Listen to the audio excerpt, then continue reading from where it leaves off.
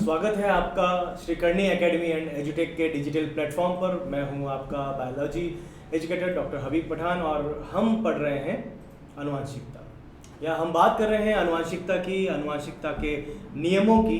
पिछले लेक्चर जो आपने देखे हैं उसमें आपको पता चला होगा किस प्रकार से मेंडल ने, हम मेंडल के बारे में बात कर रहे हैं, मेंडल ने कितना स्ट्रगल किया, कितने एक्सपेरिमेंट्स किए, कितने प्रयोग अपने, उनके जो निष्कर्ष निकाले, उनके आधार पर जो अपने नियम देते। हमने पिछले लेक्चर में बात कर ली है मेंडल के नियमों की। अब हम बात करेंगे मेंडल के नियमों से आगे कुछ ऐसी चीज़ें जो मेंडल के नियमों का अपवाद है। तो यहाँ पर हम मेंडल के नियमों के अपवाद की बात करेंगे। इसमें सबसे पहले आनुवंशिकता का गुणसूत्र सिद्धांत। ये अपवाद तो नहीं है, लेकिन कुछ एक्स्ट्रा इन्फॉर्मेशन है जो हमें जाननी आवश्यक है मेंडल के साथ में, जब हम मेंडल के बारे में पढ़ रहे हैं। तो अपवाद की जब बात करेंगे तो अपवाद में हमें कई चीज़ें देखने को मिलेगी, जैसे अपूर्ण प्रभाविता, सहप्रभाविता, और भी कई चीज़ें होगी जो हम देखेंगे, सहलग्नता। तो यहाँ पर उनसे पहले हम आनुवंशिकता का गुणसूत्रीय सिद्धांत पढ़ेंगे। आनुवंशिकता का गुणसूत्र सिद्धांत दिया था सटन व बावेरी ने। लेकिन एक छोटी सी चीज़, जब हमने जीवन परिचय पढ़ा था मेंडल का, मेंडल ने अपने प्रयोगों को 1866 में रॉयल सोसाइटी ऑफ ब्रुन के वैज्ञानिकों के समक्ष प्रस्तुत किया था। ध्यान सुने मेरी बात। मेंडल ने अपने सभी प्रयोगों को ब्रुन सोसाइटी के जो रॉयल सोसाइटी ऑफ ब्रुन के जो वैज्ञानिक था उनके समक्ष प्रस्तुत किया था। उन लोगों ने रिजेक्शन किया था, उन लोगों ने रिजेक्ट कर दिए थे मेंडल के सभी प्रयोगों को। उन्होंने कहा ऐसा नहीं होता। और जो मेंडल ने पादप चुना था, उन लोगों के अनुसार मेंडल का चुना गया पादप पायसम सटाइवम एक अपवाद पादप था। तो ऐसे प्रयोग जो मेंडल ने वहाँ किए हैं, उन पौधों पर किए, वो सिर्फ उसी पौधे के लिए है, अन्य पौधों के लिए मान्य नहीं है। ऐसा उन लोगों का कहना था जो वैज्ञानिक वहाँ पर रॉयल सोसाइटी ऑफ ब्रुन के फेलोज थे, जो उसके मेंबर थे। लेकिन बाद में सन 1900 में तीन अलग अलग देशों में तीन अलग अलग वैज्ञानिक जिन्होंने काम किया था मेंडल जैसा, उसी प्रकार के प्रयोग जो मेंडल ने किए थे, उसी प्रकार के प्रयोग उन्होंने किए। और उनसे जो रिजल्ट, जो परिणाम उन्हें प्राप्त हुए, जब उन्होंने देखा, एक दूसरे के बारे में पता चला, और उनको ये पता चला कि ये जो काम अब कर रहे हैं ये सन 1900 में, कुल 35 साल पहले, लगभग 35 साल पहले ये काम मेंडल कर चुका है। और परिणाम वही थे जो लोगों को प्राप्त हुए थे, और बड़े अच्छे लोग थे। तो अच्छे लोग थे इसीलिए इन लोगों ने उस कार्य को, आनुवंशिकता के कार्य को मेंडल के नाम से ही आगे पब्लिश किया और लोगों को बताया। तब जाकर मेंडल के बारे में लोगों को पता चला, और ये पता चला कि मेंडल ने कितनी महत्वपूर्ण खोजें की हैं, क्या कार्य उसने किया है, और क्या योगदान रहा उसका आनुवंशिकता के अंदर। तो ये सारी चीज़ें जब पता चली, जब Hugo de Vries, Karl Correns तथा Erich von Tschermak, Erich von Tschermak, तो इन्होंने रीडिस्कवरी की थी मेंडल के सभी नियमों की। और उसके बाद में इन्होंने उसको मेंडल के नाम से ही सबको बताया था। उस टाइम तक तो ये पता चल रहा था कि जो जीन है हमारे, ध्यान सुने, अब थोड़ा सा टॉपिक चेंज हो रहा है। उस टाइम तक ये पता था कि जो हमारे जीन हैं, हमारे लक्षणों को एक पीढ़ी से दूसरी पीढ़ी में, और जीन को ही मेंडल ने नाम दिया था कारक। बाद में 1909 में पता चला था जीन के बारे में। तो बाद में ये पता चला था कि जीन है जो हमारे लक्षणों को, मेंडल ने जिनको कारक कहा था वो जीन है। परंतु ये जीन है कहाँ पर, ये जीन होते कहाँ पर है? हमारे कोशिका में बिखरे हुए होते हैं? नहीं, ये जीन हमारी कोशिका में बिखरे हुए नहीं होते। ये हमारे कोशिका में, हमारे केंद्रक में, हमारे डीएनए के, हमारे गुणसूत्र के ऊपर स्थित होते हैं। तो जीन को धारण करने वाला हमारी कोशिका में गुणसूत्र है। तो गुणसूत्र लेकर जा रहे हैं हमारे जितने भी लक्षण हैं, हमारे जितने भी जीन हैं, उन्हें एक पीढ़ी से दूसरी पीढ़ी में। तो इस प्रकार से आनुवंशिकता का गुणसूत्रीय सिद्धांत बाद में दिया गया था, और ये सिद्धांत दिया था सटन तथा बावेरी ने। ये एग्जाम में क्वेश्चन कई बार आ चुका है, तो इम्पोर्टेंट है, कई बार एग्जाम में क्वेश्चन आया हुआ है। तो ज़रूरी है कि आप लोग इसको अच्छे से याद करें और इसको समझें। देखो, एग्जाम में जब क्वेश्चन आता है, एग्जाम में किसी भी परीक्षा में जब प्रश्न आता है, तो वो एक बड़ा प्रश्न आ सकता है जिसमें 2 नंबर का हो या 3 नंबर का हो, या फिर वो एक छोटा प्रश्न बनकर भी आ सकता है। तो जितनी इन्फॉर्मेशन आपके पास, जितनी सूचनाएं आपके पास में, सभी सूचनाएं आपको याद रखने आवश्यक है। बात करेंगे नेक्स्ट। अब हम यहाँ पर 3 वैज्ञानिक थे। ये 3 वैज्ञानिक के नाम आपके सामने दिए गए हैं। ये तीनों ही अलग अलग देशों के थे और एक तो मेंडल के गांव का था, ऑस्ट्रिया का ही था। तो ये 3 अलग अलग देशों के वैज्ञानिक थे जिन्होंने रीडिस्कवरी की थी। और बाद में सटन और बावेरी, यहाँ पर सटन और बावेरी का भी है, जिन्होंने ये बताया था कि गुणसूत्र हैं जिनके ऊपर जीन उपस्थित होते हैं और जिन्हें आगे ले जाया जाता है, आगे अगली पीढ़ी में जाते हैं।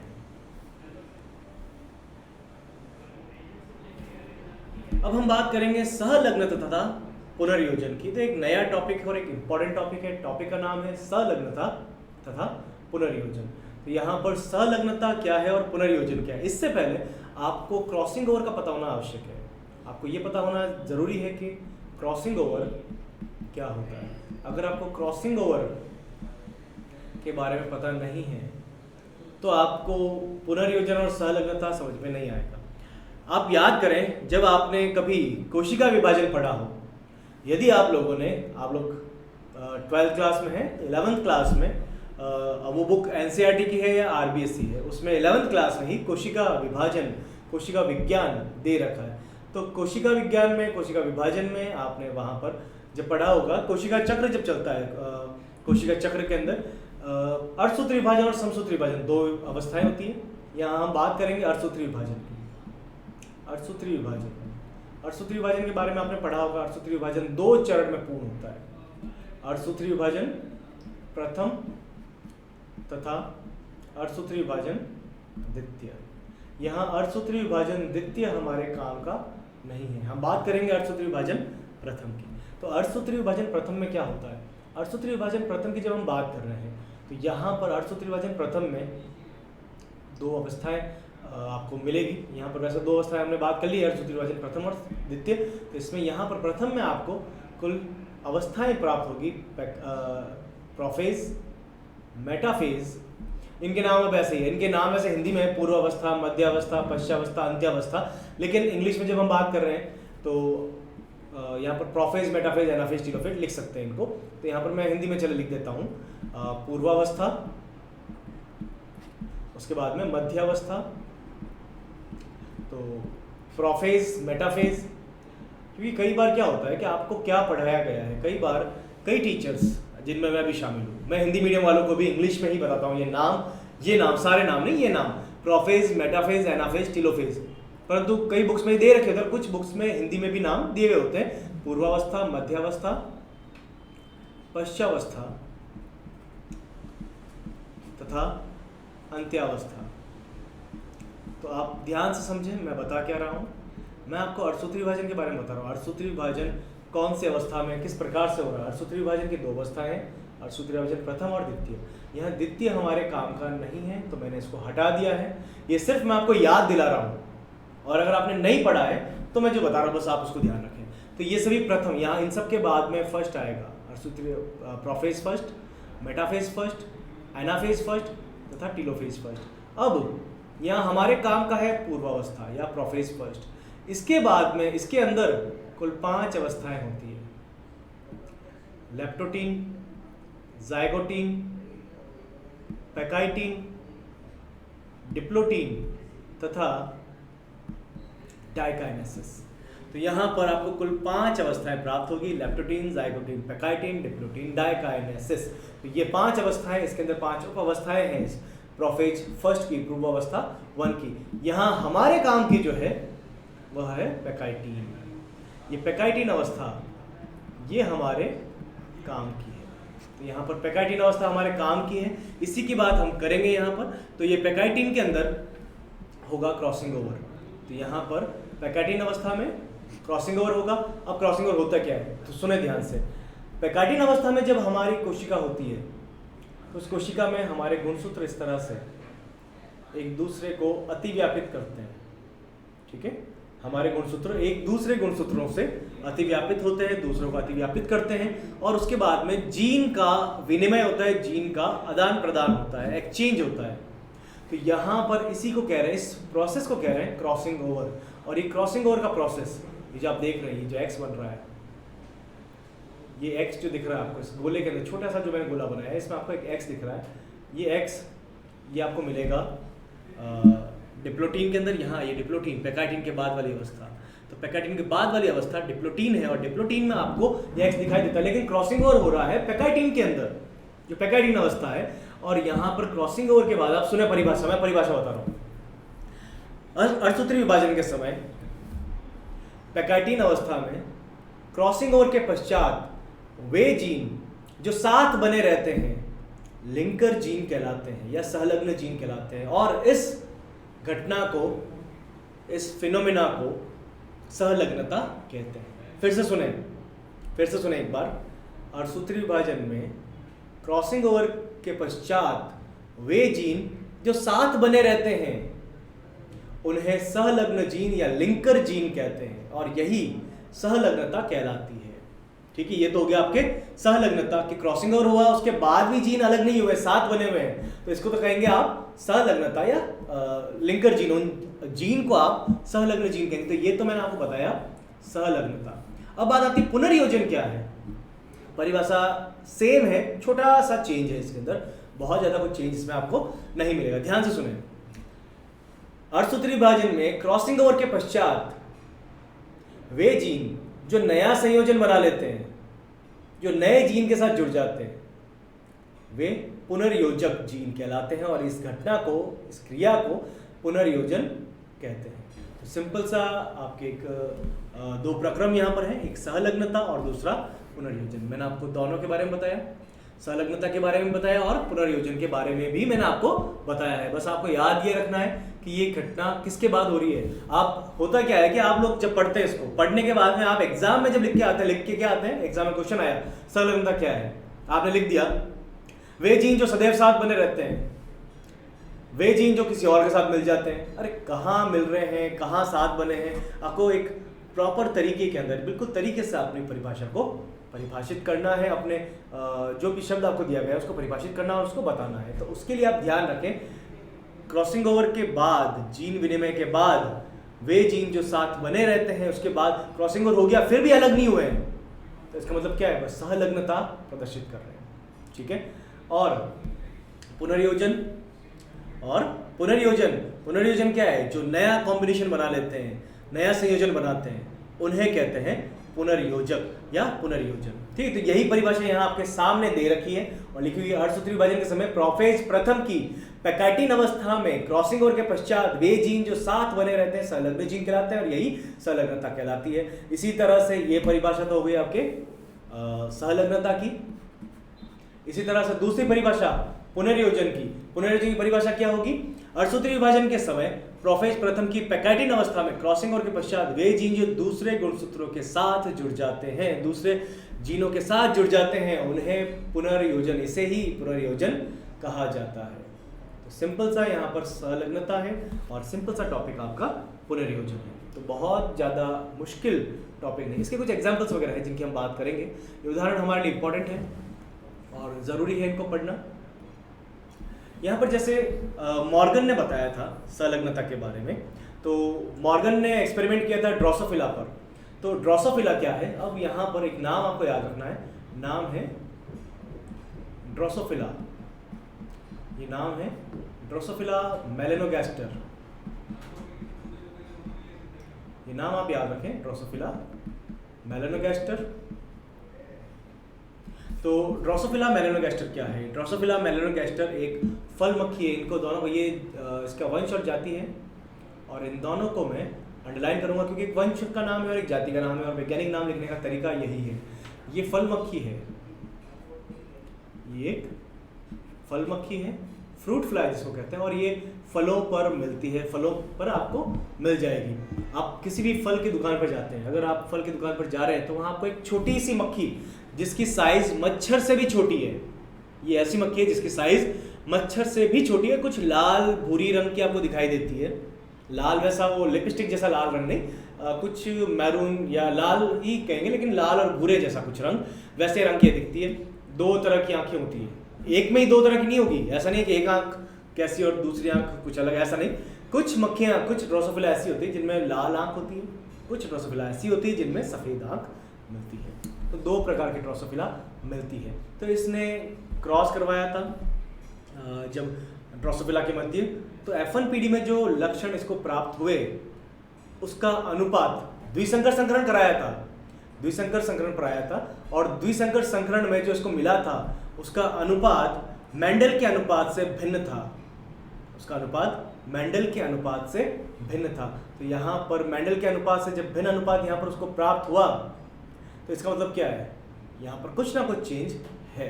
ये चेंज कैसे हम बात करेंगे आगे, एक एग्जांपल की बात लेंगे हम नेक्स्ट स्लाइड के अंदर, जिसमें बहुत अच्छे से आपको समझ में आएगा किस प्रकार से ये चेंज था।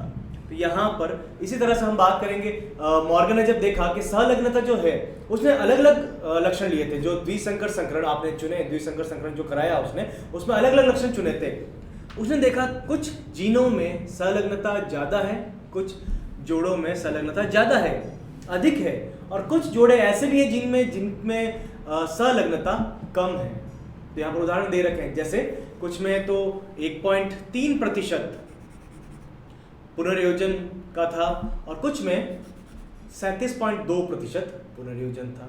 तो इस प्रकार से यहाँ पर उसने ये बताया कि कहीं पर संलग्नता कम है, कहीं ज़्यादा है, कहीं पुनर्योजन कम है, कहीं पर ज़्यादा है। तो ऐसा भी नहीं होता है कि संलग्नता और पुनर्योजन हमेशा समान हो सभी जीवों के अंदर, तो इसका प्रतिशत कम भी हो सकता है और अधिक भी हो सकता है। नेक्स्ट यहाँ पर एक छोटा सा टॉपिक है आपके संलग्नता या पुनर्योजन मानचित्र।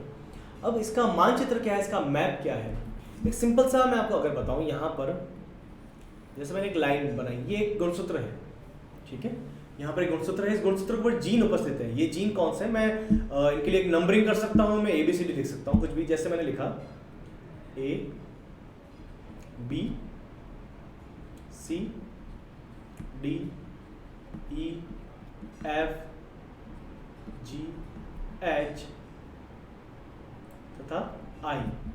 तो यहाँ पर मैंने एक गुणसूत्र बनाया है, ध्यान से देखें, ये गुणसूत्र है, ये जो लाल रंग की एक रेखा मैंने बनाई है, यहाँ पर ये रेखा गुणसूत्र है, गुणसूत्र को दर्शा रही है। इसके ऊपर A B C D E F G H I ये सभी यहाँ पर जीन उपस्थित है। तो ये अलग अलग जीन यहाँ पर उपस्थित है। अब इनमें से कुछ में आपको देखो, इस मानचित्र का मतलब ये, इसका पर्पस ये है कि आपको देखकर पता चल जाए कि किन के मध्य संलग्नता होगी और किन के मध्य पुनर्योजन होगा। अब ये कैसे पॉसिबल है कि आप एक DNA को देखकर, एक गुणसूत्र को देखकर बता दें कि उसमें कौन से जीन ऐसे हैं जो संलग्नता प्रदर्शित करेंगे और कौन से ऐसे हैं जो पुनर्योजन प्रदर्शित करेंगे। तो इसके लिए एक छोटा सा एग्जाम्पल, एक छोटा सा उदाहरण, आपके पास में ताश के पत्ते हैं, आपके पास में ताश के पत्ते हैं, आप सभी ने ताश के पत्ते देखे होंगे और कईयों ने ताश खेली भी होगी और खेलनी आती भी होगी।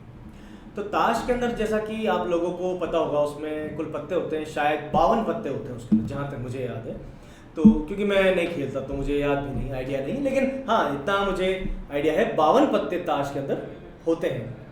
अब आप एक काम करें, छोटा सा काम करना, आपको कुछ भी नहीं करना है, उन 52 पत्तों का क्रम देखें, आप सबका क्रम नहीं देखें, आप उन 52 पत्तों में से पहला पत्ता, दूसरा पत्ता आपने इस तरह रखे हुए हैं, सबसे ऊपर वाला दूसरा नंबर, और उसके बाद में 20वें नंबर पर कौन सा पत्ता था ये देख लें। आप पहला पत्ता देखें, दूसरा पत्ता देखें, और उनके 20 पत्ते बाद कौन सा पत्ता है इसको आप देखें। इसके बाद आप उनको रीसेट करें, है ना, फिर से वो रीअरेंज करते हैं ना उनको, इस तरह से ऊपर नीचे करते हैं, तो आप उनको फिर से रीसेट करें, और जब आप उनको पुनः अरेंज करेंगे उसके बाद आप देखें कि वो जो पत्ते जो सबसे ऊपर थे वो कहाँ पर है। सबसे ज़्यादा चांसेस हैं कि वो दोनों पत्ते आपको साथ ही मिलेंगे, कहीं पर भी मिले। अब आपने ऊपर नीचे किया तो ऊपर नीचे तो होंगे ही, वो आपने किया है उनको, लेकिन संभावना क्या है कि वो जो दो पत्ते सबसे ऊपर थे वो दोनों अभी भी साथ होंगे, पहला और दूसरा अभी भी साथ में है, उन 52 के अंदर जहां पर भी होंगे वो दोनों साथ में होंगे। अब आप देखें उनके 20 पत्ते बाद में क्या वो पत्ता है जो पहले था। मैंने आपको 3 पत्ते देखने के लिए कहा था, पहला, दूसरा और उनके 20 पत्ते बाद में जो पत्ता है, ठीक है। तो अब आपने उनको रीअरेंज किया, रीसेट किया, और अब आप देखें उसके अंदर कि पहला और दूसरा पत्ता, तो आपको संभावना, बहुत ज़्यादा संभावना है कि वो दोनों पत्ते आपको यहाँ पर साथ मिल जाएंगे। ये दोनों पत्ते आपको यहाँ पर साथ मिल जाएंगे। लेकिन क्या वो 20 पत्तों बाद जो पत्ता था वो अभी भी साथ है? नहीं, वो साथ नहीं होगा। क्यों? क्योंकि उनके बीच में गैप ज्यादा था, डिस्टेंस ज्यादा था, दूरी ज्यादा थी, और दूरी ज्यादा होने के कारण वो पत्ता अलग हो गया उन दोनों से। लेकिन वो जो दो पत्ते थे सबसे ऊपर, उन दोनों में दूरी बहुत कम थी, और दूरी कम होने के कारण वो अभी भी साथ बने हुए। तो इससे पता ये चला कि जिन जीनों के मध्य, जिन जीन के मध्य, वे जीन जिनके मध्य दूरी कम है वे सहलग्नता प्रदर्शित करेंगे, तथा वे जीन जिनके मध्य दूरी अधिक है वे पुनर्योजन प्रदर्शित करेंगे। देखें ध्यान से, जैसे यहाँ पर ये जो मैंने लिखा है नीचे ABCDEFGH है, इसमें A और B के मध्य, यहाँ पर A और B के मध्य यहाँ पर होगा रिकॉम्बिनेशन। रिकॉम्बिनेशन अर्थात पुनर्योजन। तो मैं पुनर्योजन लिख देता हूँ यहाँ पर। तो यहाँ पर पुनर्योजन होगा इनके अंदर। क्यों? दूरी अधिक है। B और C के मध्य इनमें सहलग्नता होगी क्योंकि इनके मध्य दूरी कम है। इसी प्रकार C व D के मध्य दूरी अधिक है, तो इनके मध्य यहाँ पर पुनर्योजन होगा। D और E इनके मध्य भी दूरी अधिक है, तो इनके मध्य भी पुनर्योजन होगा। E और F इनके मध्य भी पुनर्योजन होगा। F और G के मध्य भी पुनर्योजन होगा, क्योंकि दूरी अधिक है ना। जहां दूरी अधिक होगी वहां पुनर्योजन होने की संभावना उतनी ही ज्यादा होगी, और जहां दूरी जितनी कम होगी सहलग्नता की संभावना उतनी ज्यादा होगी। जैसे यहाँ पर G और H के बीच में दूरी कम है, तो यहाँ पर सहलग्नता की संभावना ज्यादा है। यहाँ फिर से H और I इनके मध्य दूरी ज्यादा है, तो यहाँ पर पुनर्योजन की संभावना ज्यादा है। तो सिंपल सा इस मानचित्र के द्वारा क्रॉसिंग ओवर के पूर्व ही गुणसूत्रों से पता लगाया जाता है कि किन जोड़ियों के मध्य सहलग्नता होगी और किन जोड़ियों के मध्य पुनर्योजन होगा। तो सिंपल सा ऐसी जोड़ियां हैं जिनके मध्य दूरी कम है वे सहलग्नता प्रदर्शित करेंगे, सहलग्नता ज़्यादा होगी, और जिनमें दूरी अधिक है उनमें सहलग्नता कम और पुनर्योजन ज़्यादा होगा। ठीक है, तो ये मेंडल के नियम का अपवाद है, जो पृथक्करण का नियम दिया था। मेंडल ने कहा था पृथक्करण का नियम जिसमें अलग हो जाते हैं एक दूसरे से, तो ये उसका अपवाद है। एक दूसरे से अलग यहाँ पर नहीं हो रहे हैं। कई जीन ऐसे हैं जो साथ बने हुए रहते हैं हमेशा, कभी अलग नहीं होते। इसका कोई भी एग्जांपल ले सकते हैं।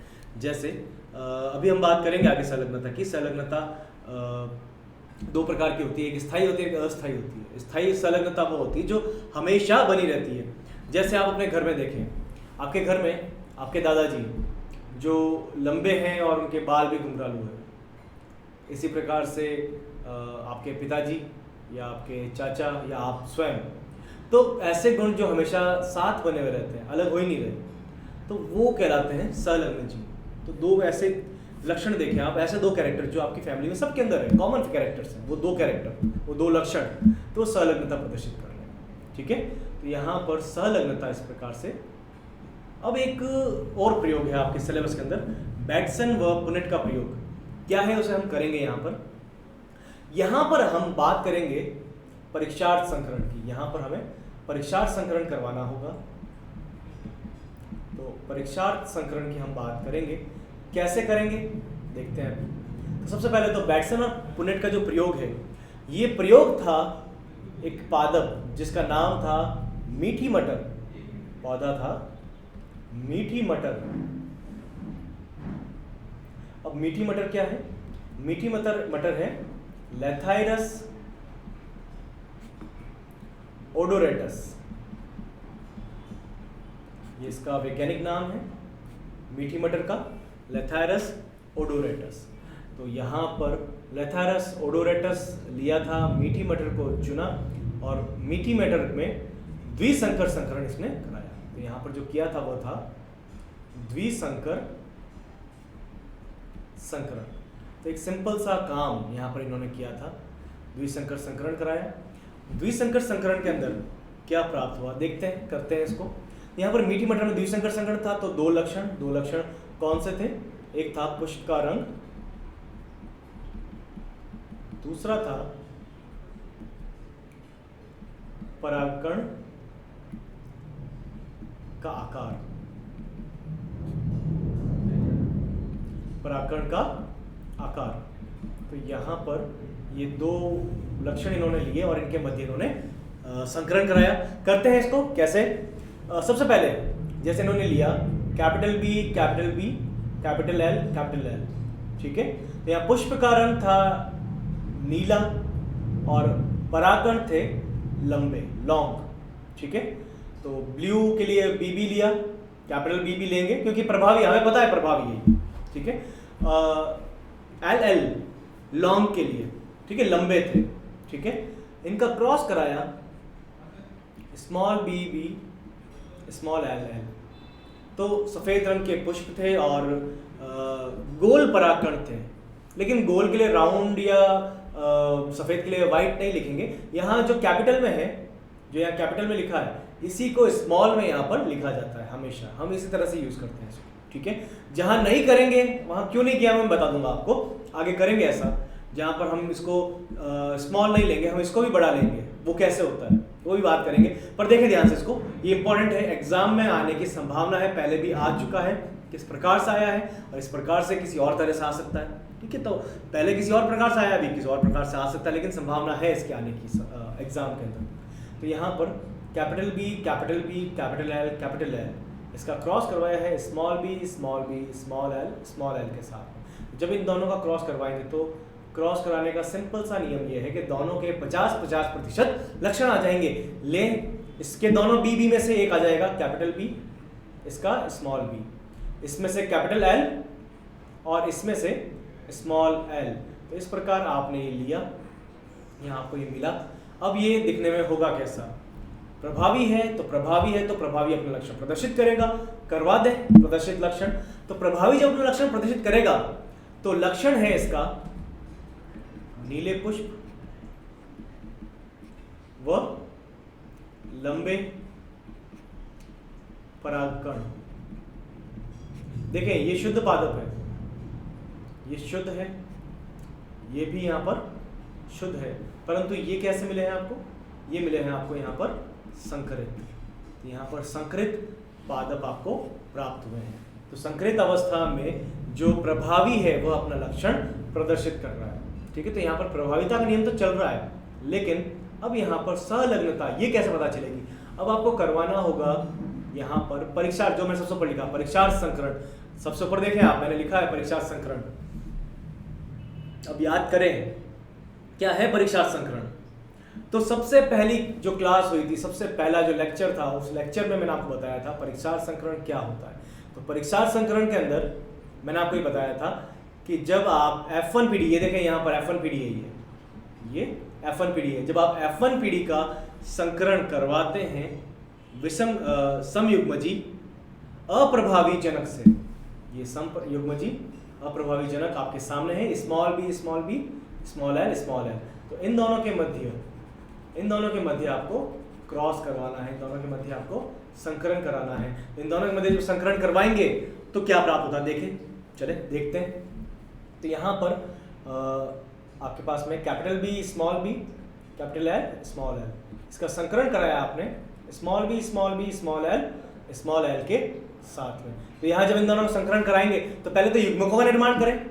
सबसे पहले युग्मक बनाएं आप लोग। अगर युग्मक नहीं बनाएंगे तो मैं थोड़ा दूर लिख देता हूँ, इसको युग्मक बनाने हैं स्मॉल बी स्मॉल एल युग्मक बनाएं। इसके युग्मक कितने बनेंगे? 4 तरह के। सबसे पहले इस कैपिटल बी को कैपिटल एल के साथ में, कैपिटल बी कैपिटल एल। दूसरा capital B small B capital L, यहाँ पर स्मॉल बी कैपिटल एल। और चौथा बनेगा स्मॉल बी स्मॉल एल। तो यहाँ पर ये 4 प्रकार के युग्मक आपने बना दिए, ठीक है। इनका क्रॉस करवाना है आपको, युग्मक बनाए स्मॉल बी स्मॉल एल। तो कुछ भी कर लें, यहाँ 4 प्रकार के युग्मक नहीं बनेंगे। यहाँ जो युग्मक बना है आपके पास में वो एक ही प्रकार के बनेंगे, और सभी युग्मक जितने भी बनाए, चाहे 1000 युग्मक बन रहे हैं, 10,000 बन रहे हैं, 1 लाख बन रहे हैं, 10 करोड़ बन रहे हैं, 100 करोड़ बन रहे हैं, सभी युग्मक स्मॉल बी स्मॉल एल ही होंगे। इसके अलावा दूसरा कोई युग्मक यहाँ पर नहीं बनेगा। परंतु यहाँ जो युग्मक बन रहे हैं, ठीक है, चाहे वो 1 लाख है चाहे वो 10 लाख है, 25-25% ये मिलेंगे अलग अलग तरह के। ठीक है, 25% होंगे कैपिटल बी कैपिटल एल, 25% होंगे कैपिटल बी स्मॉल एल, 25% होंगे स्मॉल बी कैपिटल एल, और last 25% small B small L. अब आप इनका क्रॉस करवाएं, देखें इसका क्रॉस करवा दें इसके साथ, क्या प्राप्त होगा आपको? Capital B capital L small L, ये यहाँ पर आपको मिला है। इसके बाद इसका क्रॉस करवाएं आप इसके साथ, क्या प्राप्त होगा आपको? कैपिटल बी स्मॉल एल, ये मिला है आपको यहाँ पर, ठीक है। यहाँ पर इसका क्रॉस करवा दें आप इसके साथ, तो आपको अब मिलेगा small B capital L small L, और अब लास्ट में इसका क्रॉस करवा दें आप इसके साथ, आपको मिलेगा स्मॉल बी स्मॉल एल, ये आपको प्राप्त हुआ। अब देखने से क्या पता चल रहा है? आपके सामने तो ये लिखा हुआ है, एक ये मिला है, एक ये मिला है, एक ये मिला है और एक ये मिला है, तो यहाँ पर ये 4 प्रकार के मिले हैं। तो देखने से तो आपको ये पता चलेगा कि, चलो मैं नहीं बताता अभी, हम बात करते हैं मेंडल के। अब आगे बढ़े, हम बात करेंगे पहले मेंडल के द्विसंकर संकरण के प्रयोग की। पहले हम बात करेंगे मेंडल के द्विसंकर संकरण के प्रयोग की। मेंडल का जो द्विसंकर संकरण का प्रयोग था वो क्या था? देखें ध्यान से इधर, वो प्रयोग था कैपिटल वाई कैपिटल आर, याद करें क्रॉस करवाया था आपने स्मॉल वाई स्मॉल आर के साथ, आपको मिला क्या था? Capital Y capital R small R. अब इनके मध्य आप टेस्ट क्रॉस करवाएं, इसके मध्य जब टेस्ट क्रॉस करवाएंगे तो लिख दें फिर से capital Y capital R small R, और क्रॉस करवाया आपने स्मॉल वाई स्मॉल आर के साथ, गैमीट्स बनाए, युग्मक का निर्माण करें। यहाँ पर 4 प्रकार के युग्मक, capital Y capital R, capital Y small R, small Y capital R, small Y small R. देखें ये चारों युग्मक इन चारों युग्मक के समान है, यहाँ पर बिल्कुल सेम है, बस वो वाई और बी एल का आर का डिफरेंस है। इनका क्रॉस इनके साथ में यहाँ पर एक ही प्रकार के युग्मक बनेंगे, स्मॉल वाई स्मॉल आर, ठीक है। क्रॉस करवाएं इसका इसके साथ, capital Y capital R small R, ठीक है। इसका क्रॉस इसके साथ करवाएं। यहाँ आप चाहे तो चेकर बोर्ड बनाकर भी कर सकते हैं। क्लास के बाद आप लोग जब इसकी प्रैक्टिस करें तो आप लोग चेकर बोर्ड बना के करके देखें इसे। आपको चेकर बोर्ड बना के जब देखेंगे ना तब भी आपको वही रिजल्ट मिलेंगे जो यहाँ मिल रहे हैं। आप इसको चेकर बोर्ड बना के भी देख सकते हैं, ठीक है। तो यहाँ पर आपको क्या प्राप्त होगा? यहाँ मिलेगा आपको small Y capital Y small R, ठीक है। यहाँ पर अब आपको small Y capital R small R, मैं ज़्यादा टाइम इसमें वेस्ट नहीं करूँगा, मैं इसको जल्दी पूरा करूँगा। यहाँ पर लास्ट में आपको मिलेंगे स्मॉल वाई स्मॉल आर। तो मेंडल ने जब ये प्राप्त किए तो उसमें 25% ये थे, 25% ये, 25% ये और 25% ये मटर के पौधे का है, पायसम सटाइवम, ये पायसम सटाइवम का है। ये बात हमने की है यहाँ पर पायसम सटाइवम की, ठीक है। जो उद्यान मटर है, जो क्या है? उद्यान मटर। तो यहाँ हमने उद्यान मटर की बात की है, तो उसमें आपको अनुपात क्या मिला?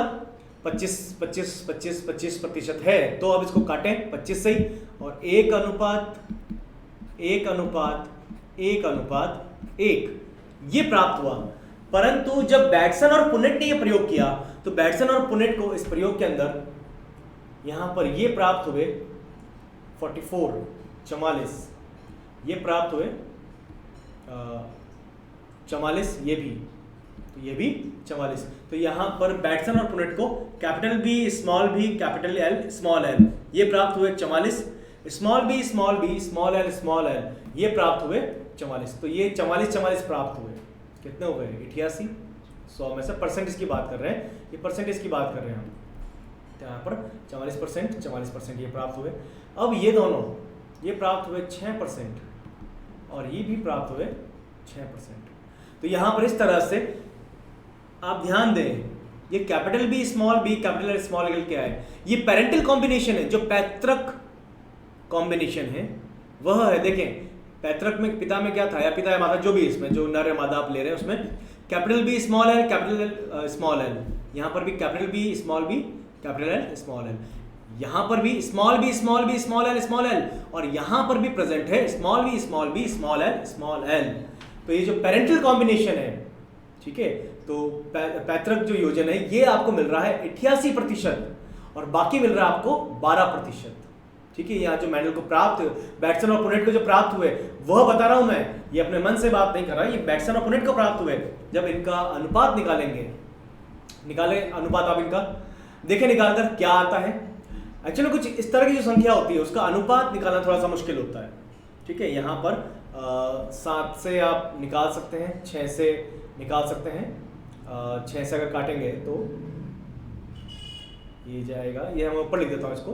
अनुपात आपको क्या प्राप्त हुआ, 44 अनुपात 6 अनुपात 6 अनुपात 44।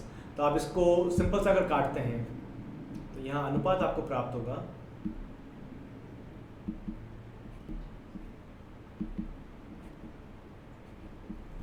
7 अनुपात 1 अनुपात 1 अनुपात 7।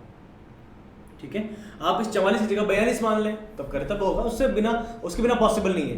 अनुपात ऐसे ही मिलता है, पौधे आपके कंट्रोल में थोड़ी है, जो युग्मक है वो आपके कंट्रोल में है क्या, कितने युग्मक मिलेंगे, हमेशा ऐसी संख्या नहीं मिलेगी कि आप उसको काट कर सीधा अनुपात निकाल लें जो मिला था। आसपास का मिलता है, आपको थोड़ा सा ऊपर नीचे करके उसको करना पड़ता है। तो यहाँ पर इस तरह से 7 अनुपात 1 अनुपात 1 अनुपात 7 मिला, किसके स्थान पर, 1 अनुपात 1 अनुपात 1 अनुपात 1 के स्थान पर। तो यहाँ मिलना चाहिए था 1 1 1 1, तो इसकी जगह पर मिला 7 1 1 7।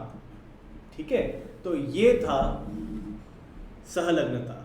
यहाँ सहलग्नता है, जो पैतृक लक्षण है वह सहलग्न है, वो अलग नहीं हो रहे, वो साथ चल रहे हैं। तो इस प्रकार से यहाँ पर सहलग्नता प्रदर्शित हो रही है। तो ये सिंपल सा एक एक्सपेरिमेंट था बैटसन और पुनेट का, जिसमें उन्होंने लेथेरस ओडोरेटस मीठी मटर पर अपने प्रयोग किए और उससे उन्होंने द्विसंकर संकरण किया। द्विसंकर संकरण में परीक्षार संकरण किया और उसके बाद में उनको पता चला किस प्रकार से यहाँ पर सहलग्नता है और इन्होंने सहलग्नता को बताया था।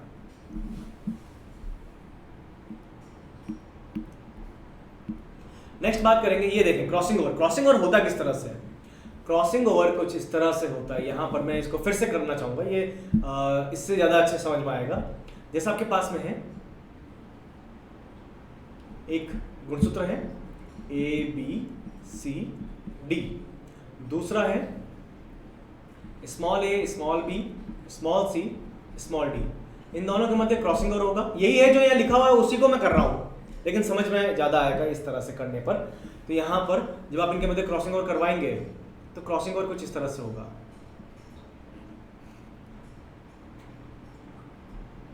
A B capital A capital B capital C capital D।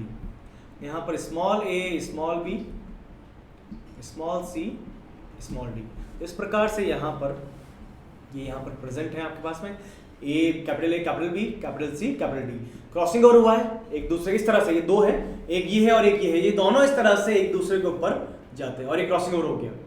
अब होगा क्या, ये वाला जो हिस्सा है ये इसके साथ में चला जाएगा और ये वाला हिस्सा इसके साथ में चला जाएगा, कुछ इस तरह से यहाँ पर, यहाँ से ये हट जाएगा। तो आपको मिलेगा क्या, कुछ इस तरह से। आपको ये जल्दी जंप कर लिया इसने, फिर से चलते हैं प्रीवियस स्लाइड पर। हाँ, यहाँ पर, तो यहाँ पर ये कुछ इस तरह से हो जाएगा, capital A capital B small c small d। ठीक है, तो यहाँ पर क्रॉसिंग ओवर के बाद में आपको ये मिलेगा। आपने जब क्रॉसिंग ओवर करवा दिया है पूरा, और यहाँ पर small a small b capital C capital D। तो वे जीन, परिभाषा याद करें जो मैंने बताई थी, वे जीन जो क्रॉसिंग ओवर के पश्चात भी साथ बने रहते हैं, वे जीन जो क्रॉसिंग ओवर के पश्चात भी साथ बने रहते हैं, सहलग्न जीन कहलाते हैं, इसे सहलग्नता कहते हैं। और वे जीन जो नया कॉम्बिनेशन बनाते हैं, नए जुड़ते हैं, उन्हें पुनर्योजन कहते हैं। तो यहाँ पर देखें, ये पहले भी साथ थे दोनों A और B, अभी भी साथ हैं, तो ये सहलग्नता प्रदर्शित कर रहे हैं। ये स्मॉल a स्मॉल b पहले भी साथ थे, अभी भी साथ हैं, सहलग्नता प्रदर्शित कर रहे हैं। ये C और D पहले भी साथ थे, अभी भी साथ हैं। ये स्मॉल c और स्मॉल d ये पहले भी साथ थे, अभी भी साथ है। परंतु यहाँ पर कैपिटल B स्मॉल c ये पहले साथ नहीं थे, अभी साथ हैं, तो ये पुनर्योजन प्रदर्शित कर रहे हैं। इसी प्रकार यहाँ पर स्मॉल b और कैपिटल C ये पहले साथ नहीं थे परंतु अब साथ हैं, ये यहाँ पर पुनर्योजन प्रदर्शित कर रहे हैं। तो यहाँ पर जो पहले भी साथ थे क्रॉसिंग ओवर के और क्रॉसिंग ओवर के बाद भी साथ हैं, वे संलग्नता प्रदर्शित करेंगे, और जो बाद में नए कॉम्बिनेशन बने हैं उन्हें पुनर्योजन कह रहे हैं। तो ये एक जगह पर भी हो सकता है, जैसे एक स्थान पर हुआ है, ठीक है। ये एक से ज़्यादा स्थान पर भी हो सकता है, जैसे यहाँ पर तो एक बताया, ये वाला किया मैंने अभी, इसको किया है मैंने, ठीक है। ये यहाँ पर एक स्थान पर हुआ है ये, ठीक है। अब मैं अगर इसकी बात करता हूँ तो ये कुछ इस तरह से होगा, इसको भी मैं बता देता हूँ, सिंपल सा है, ज़्यादा कुछ इसमें बहुत टफ नहीं है, बहुत ईजी है, बहुत सरल सा है ये। इसमें आपको ज़्यादा कुछ ध्यान भी नहीं रखना, एक बार पढ़ेंगे तो समझ में आ जाएगा आपको बड़ा आसानी से ये। चले मैं बनाता हूँ इसको। तो यहाँ पर आपके पास में आपकी बार वही गुणसूत्र है, थोड़ा सा बड़ा ले लेते हैं इसको। मैं नंबरिंग भी ले सकता हूँ, नंबर आप इसमें ले सकते हैं, 1 2 3 4 5 6 7 8 कुछ भी ले सकते हैं। तो यहाँ पर A B C D E F G लिया है मैंने। दूसरे में अब मैं स्मॉल ले लेता हूँ, नंबर कुछ भी ले सकता हूँ, small A small B C D E F and G, ये मैंने यहाँ पर लिया है। क्रॉसिंग ओवर करवा दें, कुछ इस तरह से होगा। तो यहाँ पर 2 जगह पर क्रॉसिंग ओवर हो रहा है, A B C D E F G। यहाँ पर small A small B C D E F और G। जब ये अलग होगा, जब आप इसको पृथक करेंगे तो पृथक करने पर कुछ इस प्रकार से A कैपिटल B, फिर small C small d, capital E capital F और कैपिटल G, ठीक है। यहाँ पर कुछ इस तरह से आपको मिलेगा। और दूसरा जो आपका गुणसूत्र है, ये गुणसूत्र है जिन पर जीन उपस्थित है, ABCD EFG है, जो भी लिखा मैंने, ये सब जीन है। यहाँ पर मिलेगा आपको small A small B capital C capital D, लेकिन अब small E small F small G। तो यहाँ पर ये क्रॉसिंग ओवर एक जगह पर भी हो सकता है, एक से ज़्यादा स्थानों पर भी हो सकता है। तो इस तरह से हमने इस लेक्चर में बात की है मुख्य रूप से सहलग्नता की, और साथ में हमने यहाँ पर सहलग्नता के साथ में हमने पुनर्योजन को भी पढ़ा, जिसमें प्रयोग भी पढ़ा है हमने बैटसन का, साथ में मॉर्गन के बारे में भी पढ़ा, मॉर्गन ने जो बताया था ड्रोसोफिला में, वो भी हमने यहाँ पर पढ़ा। Thank you.